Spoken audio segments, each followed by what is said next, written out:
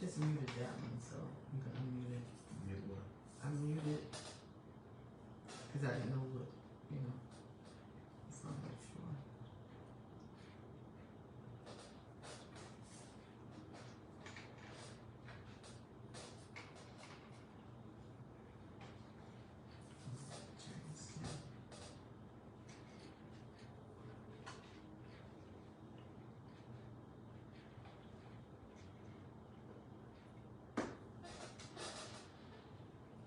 I've never been live on Facebook before. Really? Hello, everyone. Why am I? Hello everyone. I'm going to give folks a moment to get on. So we'll get started here in a few minutes. Thank you for joining us. And looking forward to having a great conversation, a really meaningful conversation tonight.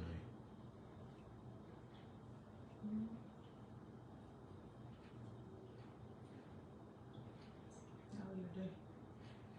It was okay. It was okay. How about you? That's good. Mm-hmm. That's good. Good. Nothing to write home to mama about, but you know. How was the day? You made it through. Oof. Yeah. Some people didn't make it through today. Yeah. Made it through. I saw whether was it a politician was killed today, murdered today, was shot. Where? I didn't get a chance to read it. I saw the brothers on the text line that I'm on. Mm-hmm. We're talking about it. Some politician who's been spewing hate messages for the past several years. Somebody murdered him today. In the United States of the Americas? Yep. Wow. Yeah. Wow. Yeah. Wow. Yeah, I tell you, violence is just it's unacceptable. Doesn't matter what his politics were and philosophies. Life created by, God, and we just can't run around thinking we have the privilege of taking life, Did they catch the person that did it? I didn't get all the particulars. Or I saw where they arrested the wrong person or something like that. So I haven't read it. I just saw that. Wow. How did you clear up the light over I there? pressed the. Oh, okay. That's Okay, that's what button. that's for. I just To realized give more it. light. Yeah. Okay. And this one is kind of not colorful, not enriched in color. Like, look how nice your phone is. Look how much brighter mine is, as opposed to. Interesting. Yeah, I don't know. But anyway, once again, hello everyone. We're going to give folks a few minutes to jump on and join us. We'll get started here shortly. Tonight we're going to talk about leading and mentoring this next couple of generations. And for many of us, of course, we have children, we have grandchildren. Some of us have great-grandchildren. Fortunate and blessed enough to be here to see great-grandchildren. And how do we lead them? How do we mentor? Get them prepared to take on this life, take on the world, and be change agents in some way, some fashion, some form. So we're going to talk about that a little bit. I'm looking forward to getting your feedback and your insight and your experience on this topic as well. Matter of fact, we might as well go ahead and get started. It's 7:01. Once again, thank you everyone for joining us. You've joined into Meaningful Conversations with Dr. Devin Oten. Of course, I have my lovely wife here with me, Michelle. She has a segment where she shares some things with us on another note, is what she calls it, to kind of lighten the atmosphere, the mood, or the environment. And once again, tonight we're still talking about family and community. Tonight we're going to, just spend some time talking about leading and mentoring this next generation, next couple of generations actually. But before we do that, I wanted to get into something. I mentioned in I can't remember which episode episode it was, but we were talking about economic pressures that American families and families all over the world are facing at this time with inflation and tariffs and all of those things going on. And I mentioned one of my mentors, Leon Capers Jr., and he had a chance, he was out of the country at the time, if I remember correctly. And he got back, was able to watch that episode, and he called me. And when he calls me for two reasons. One is to check on me, see how I'm doing, how the family doing. And the other is he wanted to share some stuff with me. And on this call, of course it was both. He had been out of the country, wanted to check in, see how myself, Michelle, kids, grandkids were doing. And he wanted to, jump in and give some information on the economic pressures. One of the things he wanted me to really get granular with different investment vehicles, ETFs, mutual funds, things of that nature. And we just kind of briefly talked about how we just wanted to mention what some of those opportunities that we can engage in and participate in, so we can, help avoid some of, the financial pitfalls, if you will, or issues that we may face when times get tough. And one of the other things he wanted me to talk, and we'll get a chance later, I have an episode where I really want to get granular and really jump in and delve into, financial literacy, becoming financially astute, preparing for the future, all of those things financially. The other thing that he wanted me to talk about too was I had mentioned about credit cards and get rid of those credit cards. And he was like, his wife Francesca has a perfect 850 credit score. And the reason she has that is because she uses a technique that I'm familiar with, and many of you are familiar with as well, is, she'll charge something on the credit card and she pays it out that same month, never paying interest on those credit cards. And that helps to boost and enhance your credit. He wanted me to mention that. Like I said, we really didn't get very granular, but when he called, I said, okay, I'm going to make sure I share this. The other thing he shared, and this is a wealthy person's philosophy, and of course he's a very wealthy person. He said he doesn't believe in life insurance, and I said, well, that's a wealthy person's point of view. If you're not wealthy, you need to have some life insurance and leave something behind and help your family, put you in the ground, cremate you, and help them pay some bills, help them establish a business, help them pay for an education, something. You need to leave something behind instead of some debt and some problems. But for him, being very wealthy, insurance, insurance is, and he wanted me to share that. So there were a couple other things. I was driving at the time, I didn't get a chance to write down everything he shared, but wanted to mention that. The other thing I wanted to mention too, we talked about building the next generation and what that looks like, and it just so happens this past Saturday, I was volunteering with my fraternity brother, William Higgs. His wife was one of the hosts for a health and wellness fair in Oakland. This past Saturday, I was able to be there, help him set up and things of that nature. And there were a number of vendors that were there, and they were providing all of these resources and information for families in Oakland. We talked through some of the research that I did about just a plethora, well, I shouldn't say plethora, but a number of programs all around the country. Communities, cities, states are putting certain programs in to help people. And a lot of times we're not necessarily familiar with some of those programs, but I went to these tables and I wanted to share some of these things. There's a program in Oakland where they actually set up a college savings account for your child, a $500 account. Mm-hmm. They provide free financial literacy education, events and community resources for families. Of course, there's certain stipulations. You have your child has to be born in Alameda County and lives in Oakland.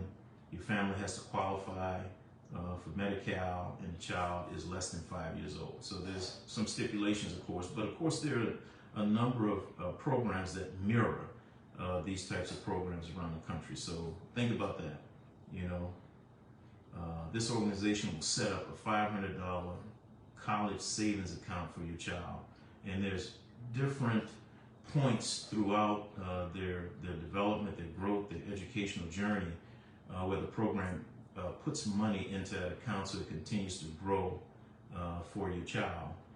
So just a great program in Oakland. Another one is St. Vincent Day Home, and this particular program, they provide early child care education and family services to families in the greatest need, and they want to ensure that children are educated and nurtured, and that parents are empowered to meet their family responsibilities.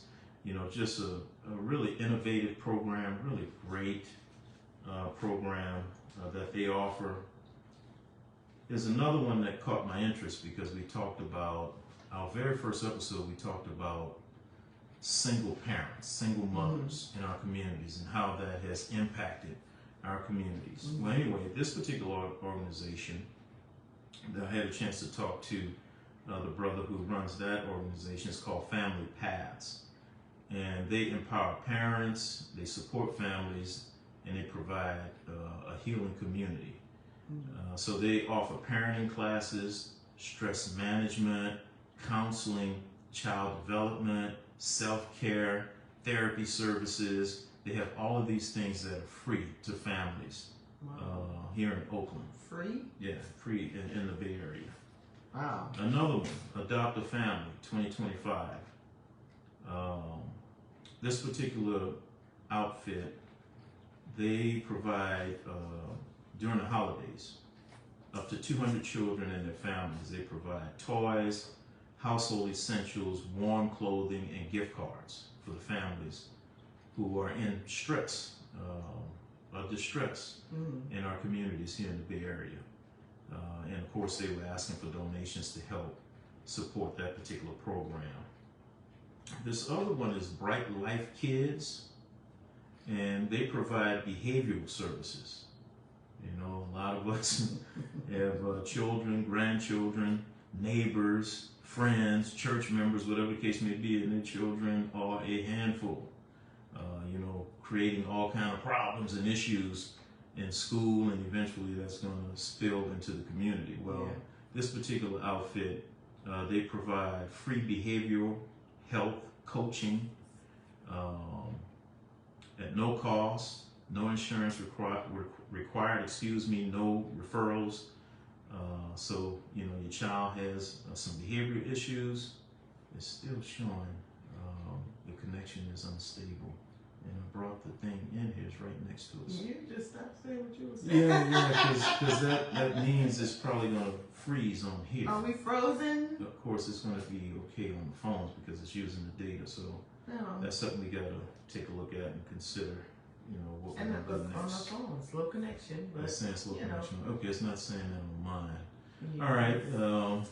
Did we freeze on you guys? Let us know in the chat if we did. Please wait while we try reconnecting. Yeah, so it's telling me that I'm not even connected on YouTube. I hope it comes right back. Buffering. It's buffering. Okay. All right. Well, let's continue talking about our subject tonight, which is of course, much needed subject. You know, leading and mentoring this next generation, or these next couple of generations.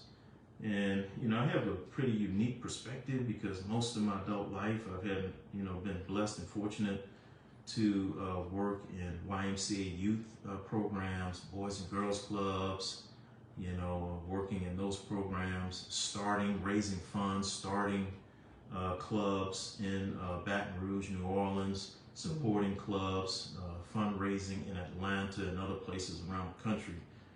A number of the kids who grew up in YMCA Boys and Girls Club stay in touch with me to this day. Still, you know, we bounce ideas off of each other. I was, you know, the best man in a number of the weddings. Yeah, we had, I think, a couple of people dropped off. They see the thumbnail but no video. Are you able to hear the audio at all, Dr. K? I know we're fine on Facebook Live. Yeah, if you can maybe switch over to Facebook Live. Well, No, not switch no. over. I'm sorry. No. Yeah. Just the thumbnail, but no video. Okay. Can you Well, guys let me hear know us? let me know if you can hear us. Do you have audio at all on YouTube? This is something we're going to figure out. So it probably definitely has something to do with our internet. Yeah, Some more something's going on. megabytes or whatever they call it. Okay, well, I'm going to continue with our subject tonight. Of course, did some research.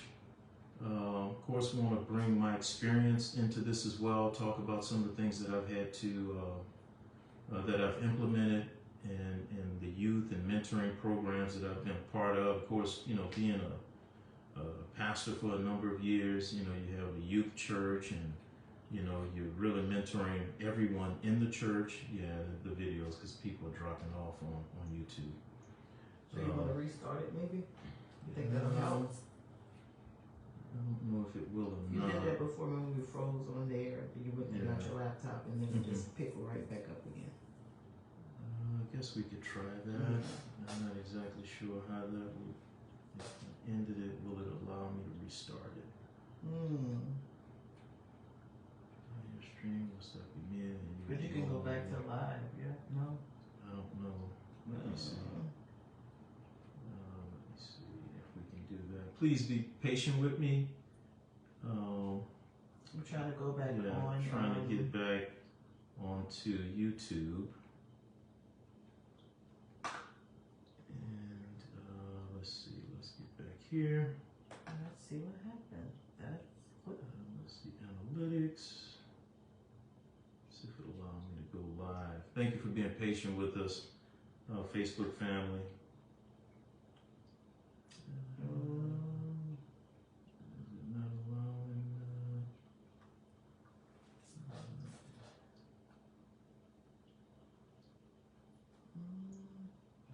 Coming.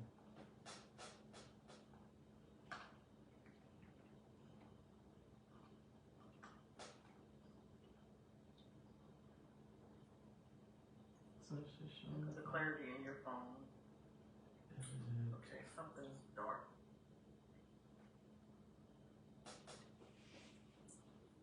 See, profile dashboard.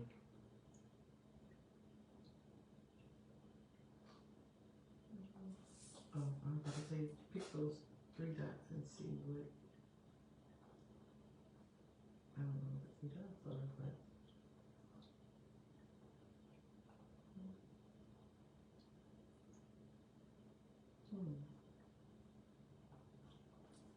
Yeah.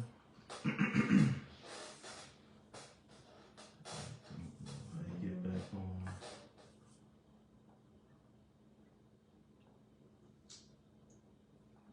Channel. So it's just showing. So that's This is that's the it episode. right there. This is the episode here. Something's dark. But then it keeps going to So what was already done. right.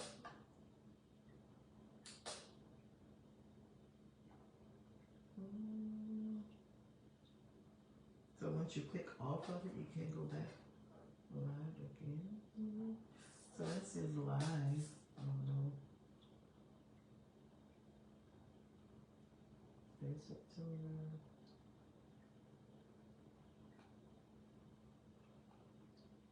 So we said he did is froze. Well, guys, we're having some technical difficulty. Thank you guys so much. We're trying to get back into YouTube, but it looks like it was frozen for whatever reason. But on our phones, Facebook is good. Hey, cousin Teresa. Hey, Sean. Hey, Sonia, my sister cousin. Hey, Yvonne. Hey, Dorian. Thanks, guys, for watching. Hey, Fanny. We're trying to get back on to YouTube audience, but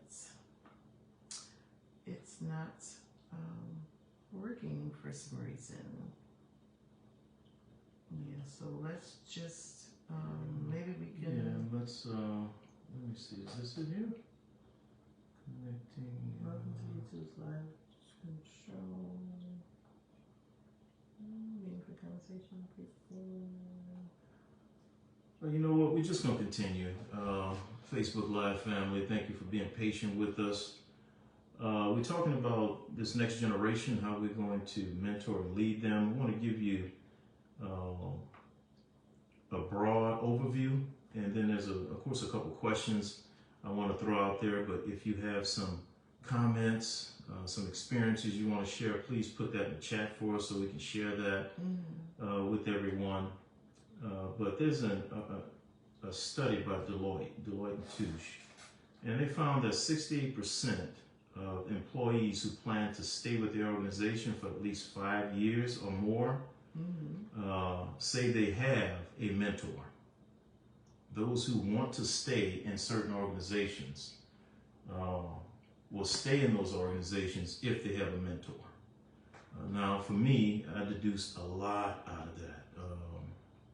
In mentoring our young generation, if they know you're going to be there, if they know you are going to be active, if they know that you are going to really support them, they tend to stick around. They tend to engage. Just like in the workforce, people say, hey, I'm going to stay here for a while, 5 years or more, because I have someone who's mentoring me, someone who's showing me the ropes, someone who's helping me navigate this corporate world, this corporate life, where I can see success, I can see promotion, I can see development, because I've been assigned a mentor, or a mentor has stepped in and said, hey, I'm going to help you be all you can be within this organization. It's the same thing with mentoring our young people. You can't just come in and give a speech and think that's going to make some sort of impact. No, they need to see you, they need to be able to touch you, they need to be able to call you,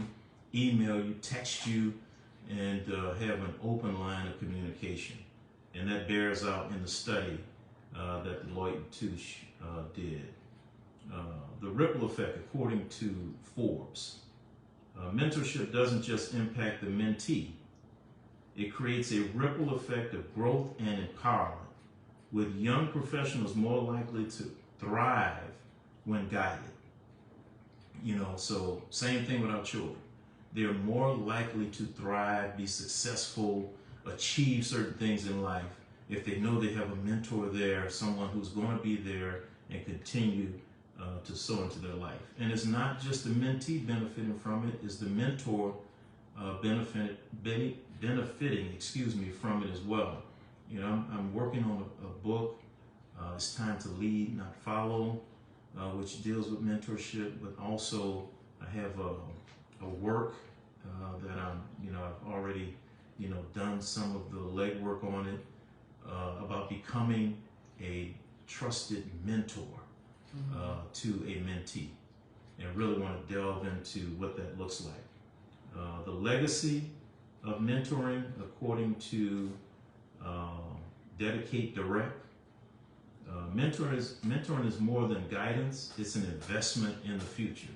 So that's how we really need to look at and think about mentorship.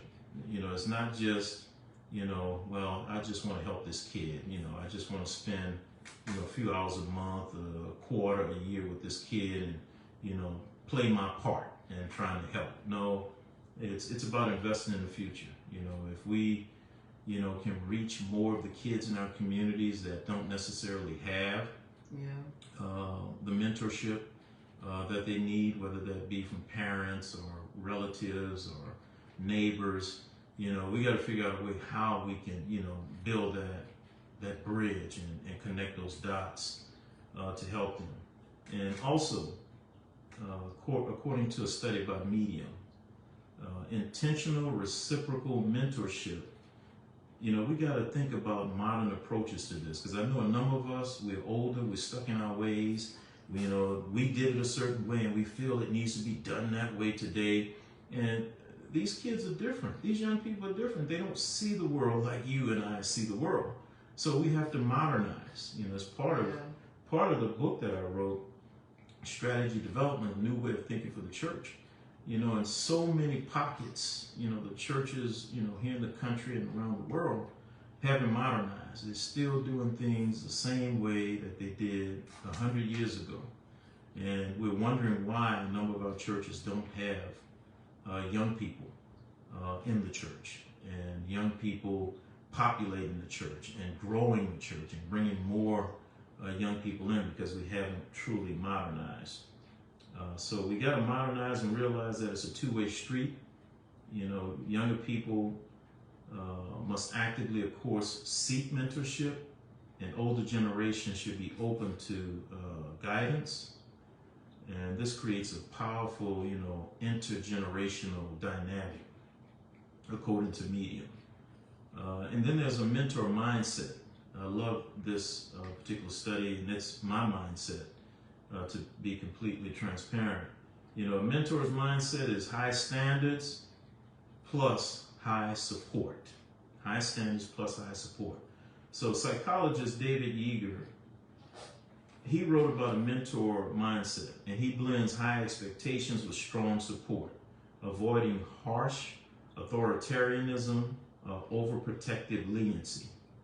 This mindset nurtures respect and growth, and often leaves a lasting impression on the young people that we're looking to help get to the next level.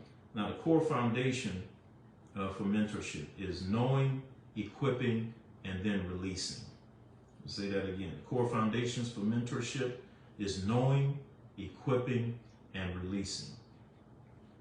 You know, you got to know the mentee personally. You know, like I said, you can't do this one-off stuff.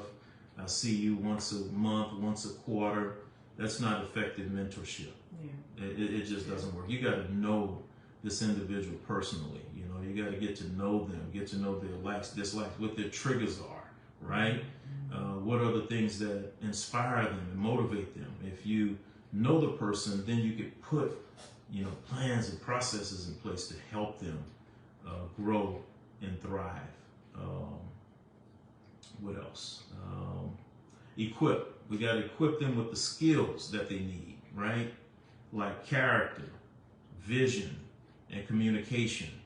We got to equip them with character. I mean, if we don't have character, how are we going to share character with young people? That we don't have. Yeah, how are we gonna, if we don't have character?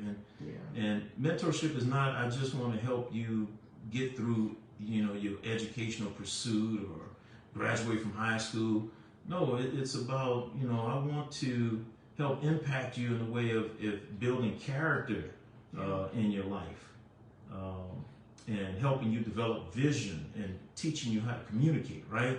One of the things I used to talk all the time to our young people at Boys and Girls Club, or even the youth in our church, was, you know, you got to learn how to communicate. You got to learn how to talk. You got to, you know, develop a command of the King's English, if you will. And you got to know how to listen. You know, communication is not just talking. Communication is listening. Yes. And, you know, a lot of times, you know, we are not really listening. We're just waiting for the opportunity for us to say what we got to say and share what we got to share.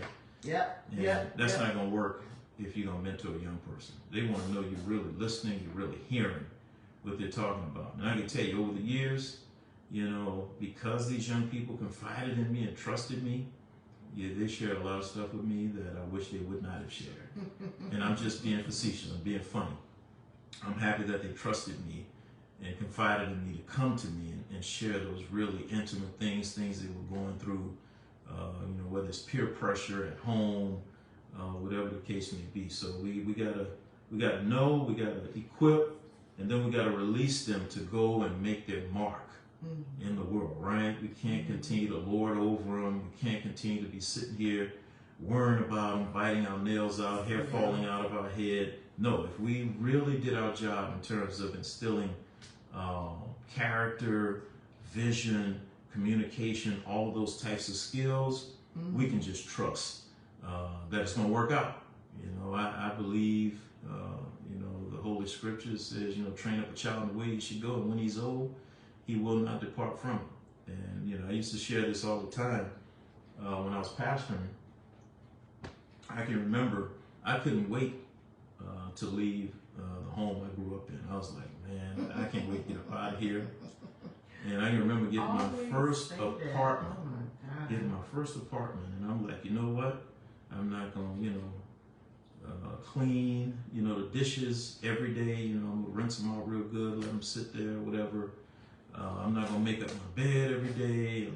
There's a lot of things I'm like, hey, I'm not doing, okay? And that lasted for a couple of weeks. It didn't last very long at all. It was a trigger that happened. I said, man, you weren't raised like this, you shouldn't live like this, so, do better. But it's because of the training that I got. Now, we get upset with, young people because they don't do this, that, or the other. Well, they probably didn't have the training. They probably didn't have that stuff instilled in them like you did, or like I did. And we got to take that into account, right? Yeah.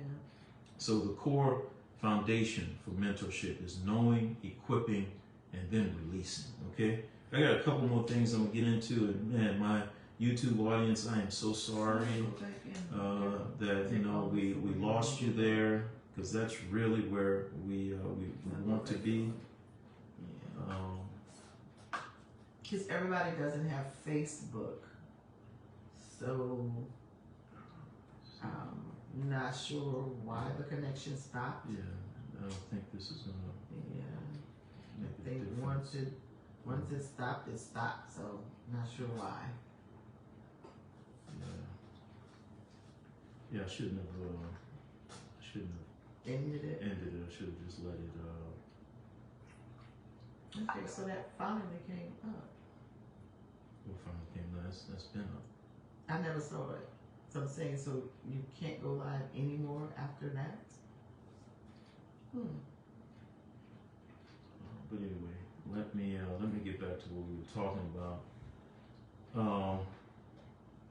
So we talked about the mentor mindset.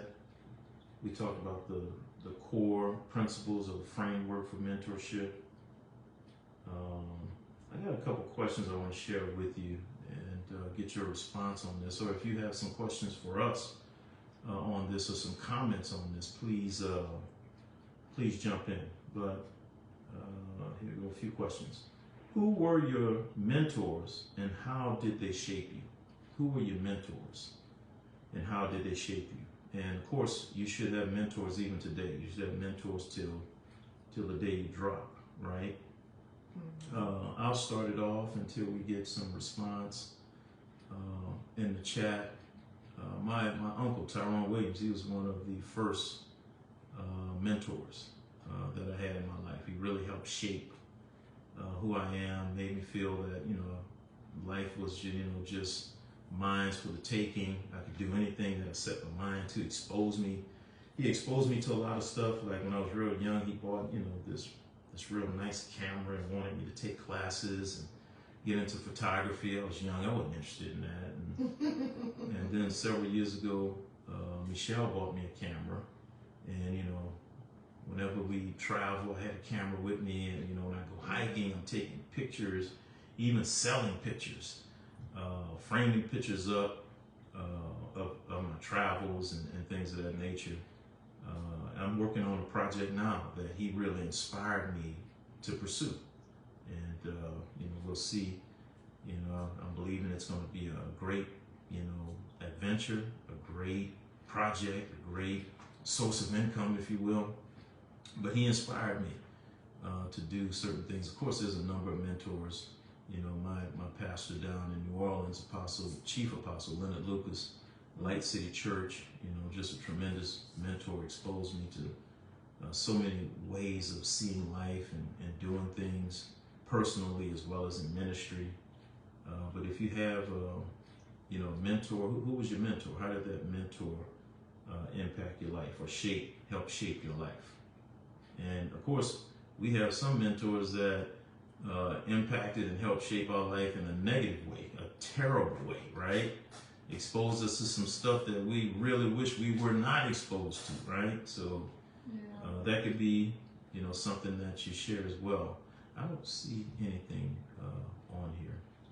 How do you check on here for? I'm not exactly sure how you check. How you check what, man? For any chat, any. No, it'll just pop up on. Oh, it'll just pop up. Yeah, on it'll the just screen. pop up on Street. Yeah, so I'm used to looking at it on YouTube. I'm not sure how a connection is, but you know. Yeah, yours keeps showing It keeps slow connection. I don't think mine has done that yet. So, are you on the Wi-Fi? I don't know. Yes, I'm on Wi-Fi. Yeah. And the data only got 2 bars up there, so that's not really good. Yeah. The other question I had to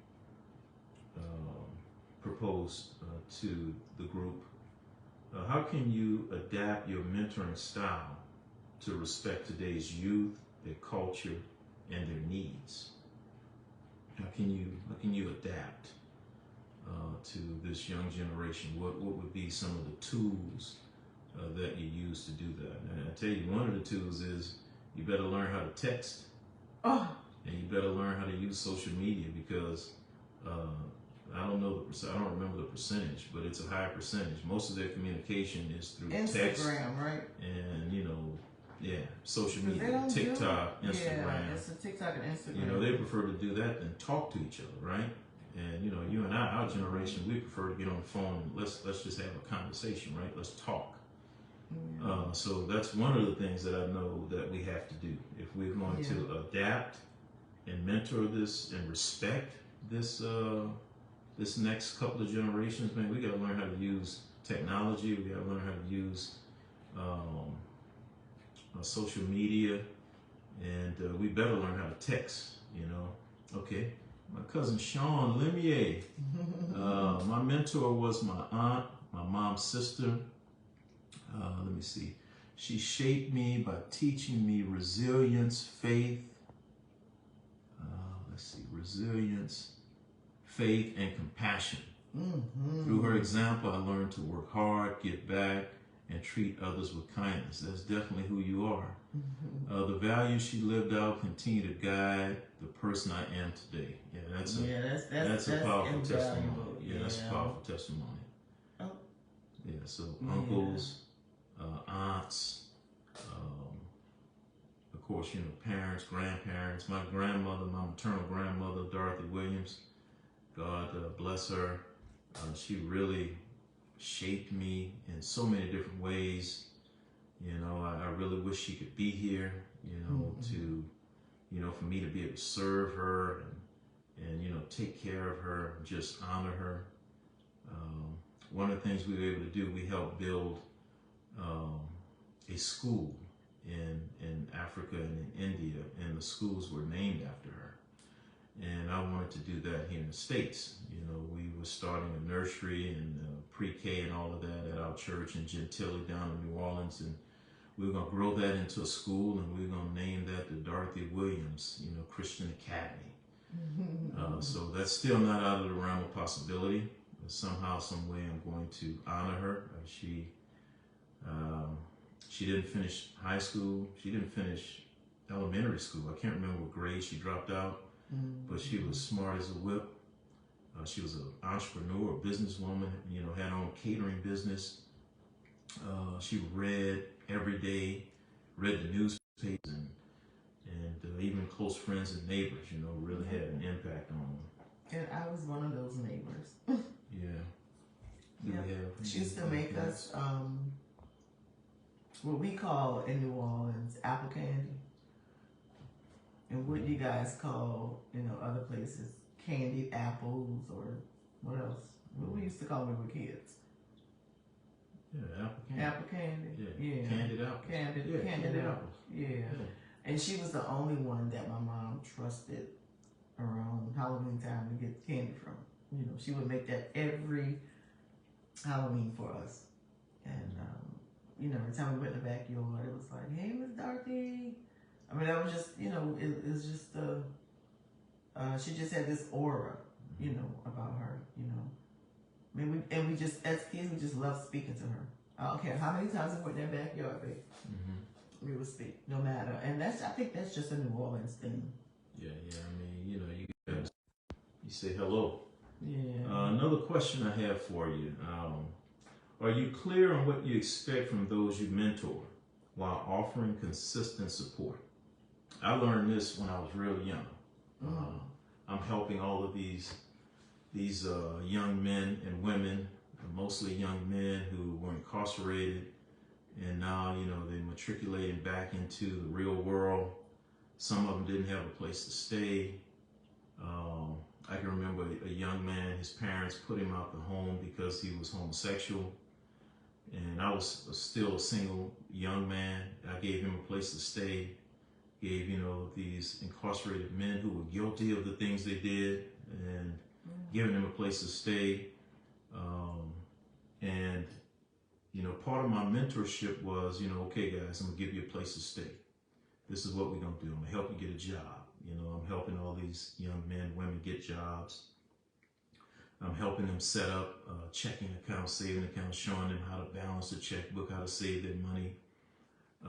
They had to be out of my home. When I left in the morning, I was usually gone 6 in the morning, and they couldn't come back till I got back at night. And a lot of times I didn't get back till 1 o'clock in the morning because I worked at Middleton Library, main library on LSU campus, and I closed the library at 12:30. Of course, you know, each one of them has 6 months. You get 6 months. I'm giving you 6 months. You don't have to pay any rent. You don't have to pay utilities. You buy your own food. You take care of your responsibilities, etc., etc. But you got 6 months. That was a part of my mentoring process. And it worked very efficiently because on average, most of them moved out within a few months. Think about it. Man, I got to be up out of here by 6 and I can't get back in here till 1. I need to work 2, 3 jobs and get my own place. Okay? That part. And the guy showed me how to do it. You know what I mean? He got his apartment pretty clean in here. You know, the guy goes to work, he goes to school, you know, in the military.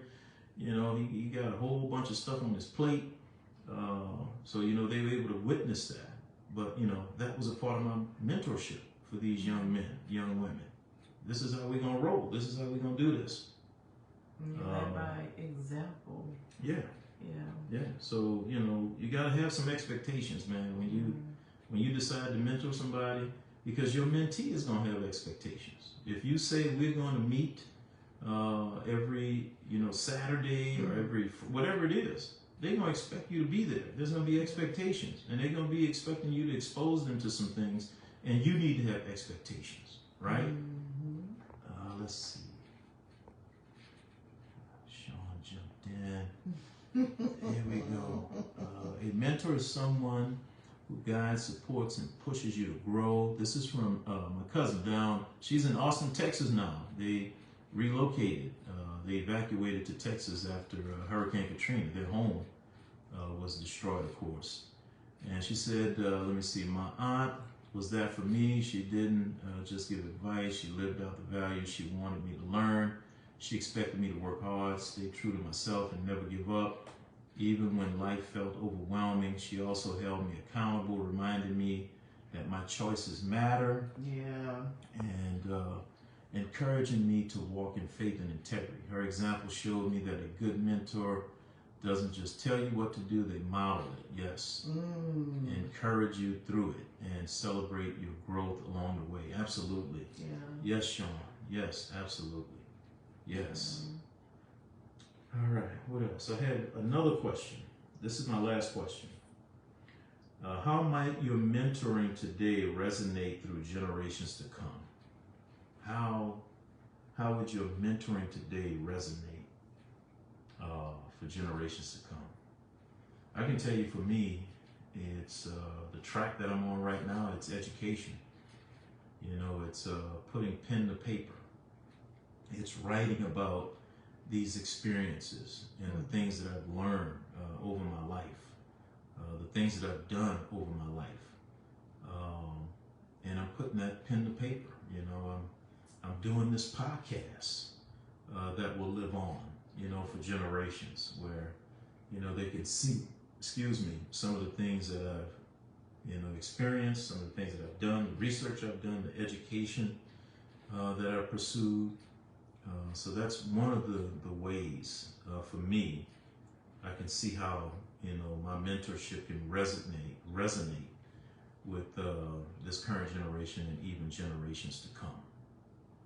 Yeah. So if you have any thoughts on that question, that'd be great. Man, I'm so sorry that our webcam went down on YouTube, because that YouTube audience is really engaged in sharing, you know, their thoughts. with us. But yeah, thank you for being patient with us. I'll get this figured out this week because I know that could be a turnoff for people. People say, "I'll never come back," you know. But you know, modern technology, I'm learning happen. Learning how to traverse this and get So it humming. I don't know if it makes a difference or not. Since your phone is the one that's really no slow connection or anything, maybe instead of doing it on here, you just do it on your phone. Oh, do the YouTube. Just go through my phone. Go through your phone. Yeah, and use the data, right? Yeah, because it jacked up on that thing first. I don't know what happened here. I don't know. Everything is connected. Yeah. But on my phone, it's that slow connection, but yet yours has not said it, but there's 2 bars. But yeah. I'll work on that. I'm gonna work on that this week. I'm gonna work on that this week and make sure I got a strong connection. I may even have to get wired. Matter of fact, Sean, ask the technology guru, Kevin. That's her husband. We call him Black Magic back home. Back home, he from the Ninth Ward. We call him Black Magic back in the Ninth Ward. And he's a technology guru. Ask him what I may be doing wrong. You know what? I'll give him a call. I'll call him and see what I need to do to tighten this up, because I don't know what happened with my YouTube on my laptop. I think our data on our phone is stronger than. I don't know. Sean also added, my mentor resonates with me today because I still carry the lessons of my aunt. Yeah. Let me see. Lessons of my aunt. What she instilled in me, her guidance taught me to lead with faith, resilience, compassion, and I find myself mentoring the same way she did, by listening, encouraging, and leading by example. The values she poured into me continue to shape my decisions, my relationships, and the way I strive to pour into others. Yes, great point. Great point, yes. All right, well, I mean, time is well spent. We're going to shift gears a little bit here. And once again, thank you for sticking with me. You never asked me who my mentors were. Who were your mentors? My mom. And I say my mom because she was the one that taught me how to care for my children. You know, from birth until walking age. You know, how to feed them, how to soothe them, how to keep them clean. You know, she taught me patience, and you know, it went a long way. You know, from my first, because I ended up having 3, so I was able to bring those qualities over, you know, into my other 2 children as well. So she was the first, my mentor. I can honestly say it was my mom. She taught me a lot, especially about how to be a woman, not to ever give up. You know, you can do it. Keep your credit clean. Keep your house clean. Keep your bathroom clean. Keep yourself clean. You know, and she would always say the way that you got that man is the way that you keep it. You know, you take care of yourself, and you know, so she taught me a lot. And my mom turned 80 years old, and she's still a young whippersnapper. Yeah, so looking good. Yeah, she's still a young whippersnapper. We just celebrated her 80th birthday, so she was truly a mentor. She taught me so much. I mean, I can't even begin. I mean, I named some things, but it's just so much more, you know, than that. So yeah. And you know what I think I might do? I might use the hotspot on the phone. That's what I was going to suggest. Or you just do Facebook on here or there, and then use your phone as your strength. Yeah, we'll get this figured out, everybody. But now we're going to transition to a moment with Michelle, where she calls, what do you call it again? On another note. On another note. Take it away. On another note. Thank you guys again for tuning in. My husband got me freezing up in here. He got the fan blasting, and now AC is blasting. He must be flashing, okay? Anyway. You know what? My daddy might be flashing. I think he's about 74, 75, something like that. So he probably have his little high flashing. He that much younger than your mom? 5 years? Maybe 2 years. I don't know. I gotta ask my Oh, baby. My okay. mama turned 80, so I think Okay, I think it's maybe 2-3 years, maybe. you like them older chicks. Huh? Mm. Okay, I ain't mad at him. Now, Pawpaw was older than Mama, so he had him a young tenderoni, and we used to laugh about that all the time. When he had a young tenderoni, he thought that was the funniest thing. But anyway, I just want to talk about love. Love. What does that mean to you, love? Is it an action word? Is it a noun? I mean, what does love mean to you? What does that feel like to you? Anybody out there want to kick it off? The word love. It can be loving a person, place, or thing, and how it actually makes you feel. You know, one of my favorite songs, Stevie Wonder, these 3 words. Every single time when I was younger, every single time when I heard that song, it would just bring me to tears, because that was a song that me and my brothers would sing to each other, and it just brought me to tears because I know how much my brothers love me and how much we love each other. And that's I Love You. That was the song. I'm pretty sure everybody knows the song. Hey Patrice, and it's like love. It makes you feel all warm and fuzzy. Love is caring. Kindness. Peacefulness, right? So you answered your question. Love is action, an action For me, word. yeah, it's definitely an action. I can tell you I love you so much. I love you, babe. But if I don't show the action, what is it for? It's just talk. To me, it's just talk. Sounds good, huh? Yeah. And then you can tell a person I love you, and in the same breath, you're like, I can't stand you.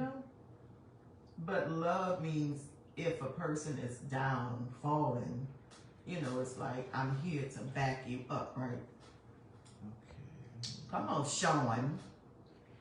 Devin trying to read that small print. All right, Sean. Sean, we need to make you. We need to make you a co-host, okay? Hey, Patrice. Speak to Patrice, baby love. Patrice, that's my first love right there.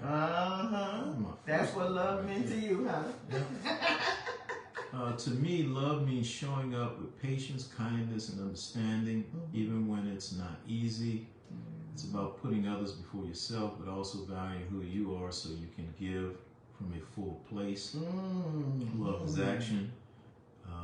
It's in the way we speak, how we forgive, how we support, and how we extend grace. For me, love is rooted in God's unconditional love, which teaches me to love others without limits. Yes. I love that.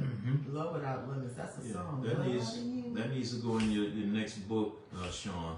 It needs to go in your book, your next book. Mary J. Blige, Love Without a Limit. Yeah, you know that song? Loving you. You don't know that song. Yes, you do. So you asked that question, and the thing that comes to mind for me is when I was pastoring, when I was counseling a couple to get married, there's a workbook that we use called Preparing for Marriage. I can't remember the name of the authors, but they talked about 3 types of love. One is emotional love, that's the attraction, the physical connection, intimacy.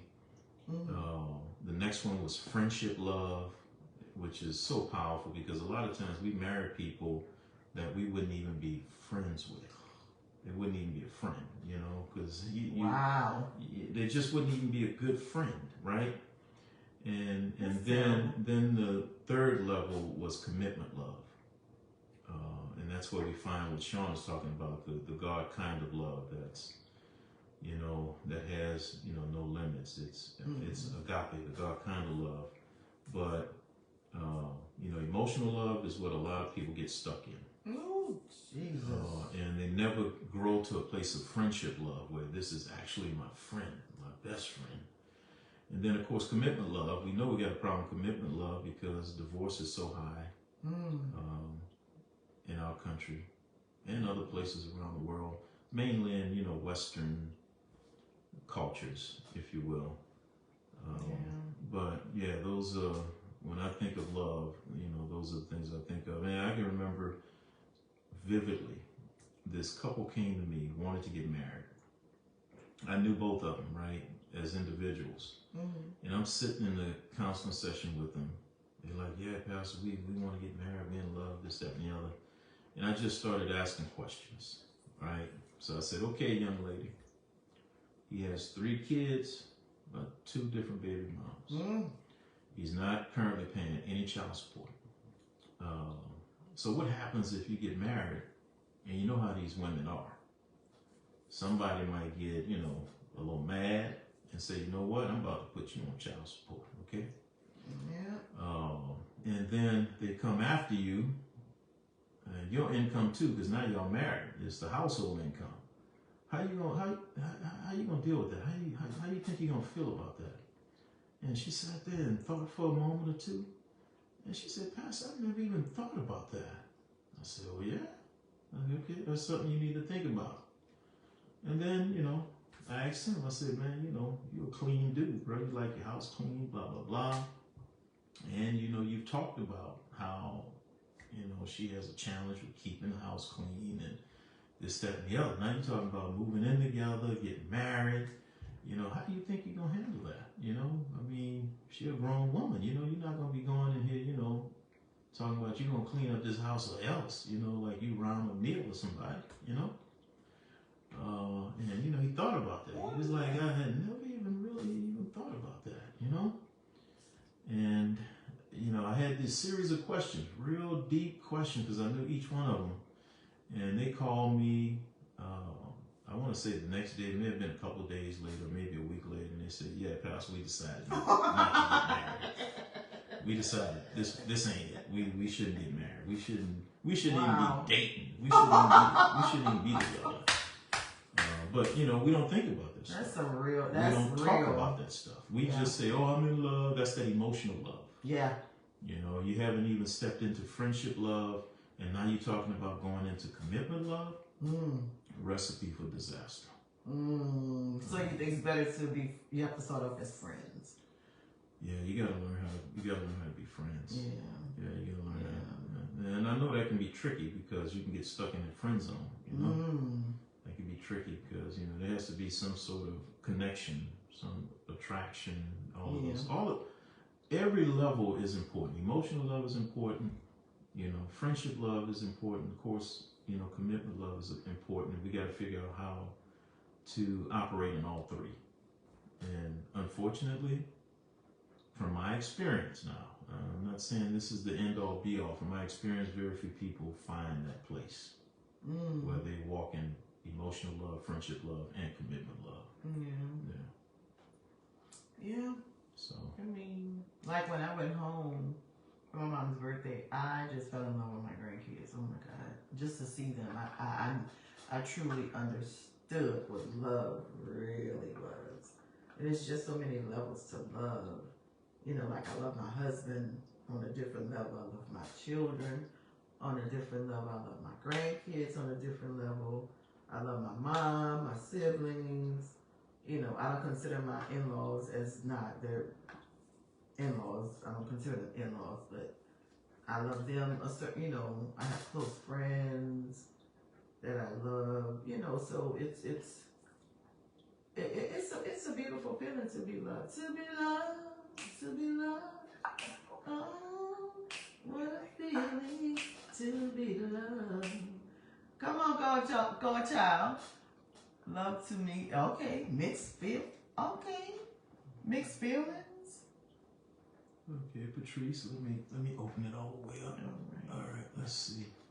So Patrice says, love to me is mixed feelings, values, and actions, but I also have experienced love, safe, understood, seen, supported, excited, and peaceful. Yeah, definitely. Excited. Now that's interesting. Definitely. Excited to be in love or excited to feel loved? That love is a powerful thing, right? Hey, Dr. K. Hey, Kathy. Yeah, we're talking about love, y'all. What does love mean to you? What does that feel like? What is it? Is it an action? Is it just it's just words? What does it mean to you? Do you have someone on here, Larry Jones? Oh yeah, that's my cousin Larry. All right, cuz, love you. Your YouTube video. I love your YouTube videos. So thank you, cuz. I'm sorry about tonight, man. We got cut off. Lost connection for whatever reason on YouTube. Yeah. But that's amazing how YouTube just went crazy. But we both on Facebook Live, so guess what? We ain't nothing lost. Yeah. Nothing lost. So if it's something that you missed in the beginning, just go back, as we had this all the way from the beginning. Now, are you able to upload? I wonder if you can upload the live video from Facebook to YouTube. I wonder if you can do that. You gotta Probably should. I'll look into that. See if I can load that up. Because the video will be saved. YouTube so, as well. Yeah, we just gotta get our little stuff together. Yeah. Trial error. It is what it is. So Anybody else want to expound on love? LOVE. What does it? I mean, something I like to use too from 1 Corinthians, I think it's chapter 12, where it talks about the different ministries, and one of the ministries is helps. And in the church realm, everything we do in the church falls under the ministry of helps. If you're an usher, a greeter, a security guard, groundskeeper, whatever the case may be, it falls under the ministry of helps. And I heard a preacher share this maybe 30 years ago, that helps means having enough loving people serve. Wow. Having enough loving people serve. So, nice. a part of love is serving, right? Jesus came and served humanity. The Father loved us so much, He gave His only begotten Son. Yeah. So, like when my husband told me, "Scratch my back, I'm serving." And she doesn't do it very long. Because my arms get tired. Yeah. My fingers get cramped up. Like I came home the other day and I had an inspection on my job, and we walked. I was like, "Babe, my feet hurt so bad." He served. He actually took the time to rub my feet, and it sure felt good. Yeah. Put some of that, was it cocoa? Not cocoa butter. Yeah, cocoa butter. Yeah. The good thing, you take care of your feet. They weren't all falling cracked, causing a lot of work, What you call them, man? Trepidation, What you call them? Call what? The toes. Your toes? Definitely not my toes. I got pretty feet. You talking about them talons? That's amazing about men, right? They gotta have a woman with nice feet. Well, we want the same thing, huh, lady? Hey. Really? Nice feet? Because I don't have nice feet.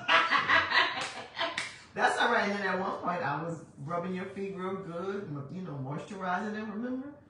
Who used to do my feet? My daughter, Danielle, when she was small. Really? She enjoyed doing my feet. Really? Yeah, she would do my feet. Well, she had the cheese grater. Yep, she basically. And she would sit there. Like it was snow. She probably thought it was snowing. Yeah, she was causing it to snow. All right, everybody. Thank you for joining in with us and being on with us. Once again, I'm gonna figure out what happened with YouTube, and I'm gonna call my cousin Kevin Lemieux, Black Magic. It's Black Magic. I'm gonna call him. Yeah, from the Night Boy. I'm gonna call him and let him school me on what I need to do to make sure that doesn't happen again. All right, everybody. Look, we love you. Thank you for joining us. Have a great. Thank you guys so much. Have a great evening, and I got some good stuff I want to share again next week. Hey, sis. So make sure you join in. Hey, Z. Love you. Z from Memphis joining in. Love you, Patrice. Yeah. All right. Love you right, guys. cousin. Have a great night, and look to see you next week. Okay. Take care.